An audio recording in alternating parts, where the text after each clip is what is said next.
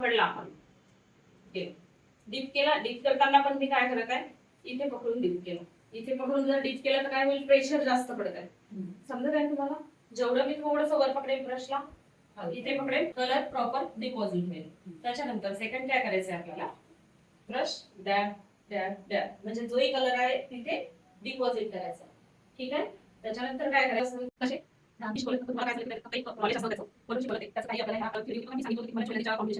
किंवा मग ब्लाउज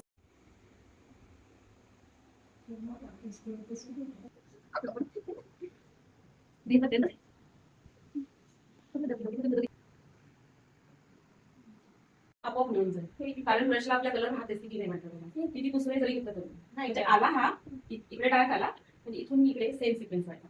पुढे काय त्याच्यात सेम फॅमिलीवर आले का तुझ्या लक्ष? इथे रेड दिला नाही, पिंक ब्लेंड इथला वरचा पॅच सोडून हा इकडली मला दोन आता बघितली मी काही. बरं ठीक आहे.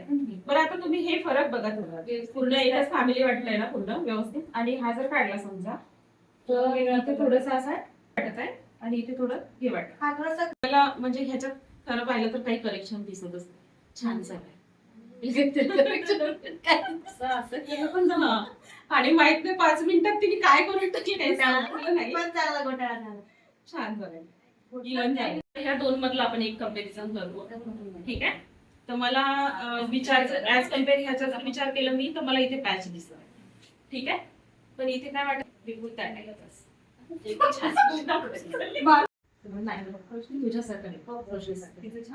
जसं बघ आता दिसतंय ना, हे म्हणजे लाईट शेड थोडा कमीच वाटत आहे. हिच्या पुढे थोडा दिसत आहे, पण इथे थोडासा दिसत आहे. एवढ्याच 1 इंचाच्या जागेवर आहे की नाही? आहे की नाही? हा, याचं काय झालं की इथे बरोबर आपण सेंटरमध्ये कॅरी केलं. परत काय करायचं की हा जो ब्रश ठेवला वर करायचं, याला काय करायचं बरोबर आत घ्यायचं. हा, आता काय झाले ना, गडबडच नाही. आता काय नाही करू शकत. बरोबर ह्याला वरती घेतलं, त्याच्यानंतर बरोबर इकडे आतमधल्या साईडने पेंडिंग आपलं असेल. कारण हा कॉर्नर आहे ना, तर आपण इकडे नाही नेऊ शकतो. इकडे नाही नेऊ शकणार. आपल्याला काय करायचं आहे, आतमध्ये खेचायचं. आणि हा जो भाग आहे आपल्याला इकडे खेचायचा.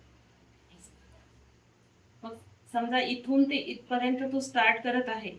पहा, ब्लेंडिंगच्या वेगवेगळ्या पद्धती आहे.